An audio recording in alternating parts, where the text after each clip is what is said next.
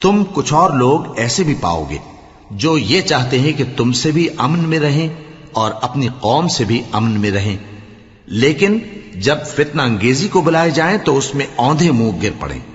تو ایسے لوگ اگر تم سے لڑنے سے کنارہ کشی نہ کریں اور نہ تمہاری طرف پیغام صلح بھیجیں اور نہ اپنے ہاتھوں کو روکیں تو ان کو پکڑ لو اور جہاں پاؤ قتل کر دو،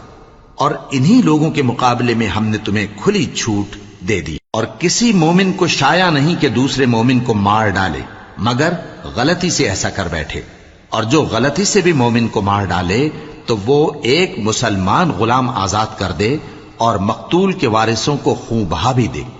مگر یہ کہ وہ معاف کر دیں۔ پھر اگر مقتول تمہارے دشمنوں کی جماعت میں سے ہو اور وہ خود مومن ہو تو صرف ایک مسلمان غلام آزاد کرنا چاہیے، اور اگر مقتول ایسے لوگوں میں سے ہو جن میں اور تم میں صلح کا عہد ہو تو وارثان مقتول کو خون بہا دینا اور ایک مسلمان غلام آزاد کرنا چاہیے، اور جس کو یہ میسر نہ ہو وہ متواتر 2 مہینے کے روزے رکھے۔ یہ کفارہ اللہ کی طرف سے قبول توبہ کے لیے ہے، اور اللہ سب کچھ جانتا ہے، بڑی حکمت والا ہے۔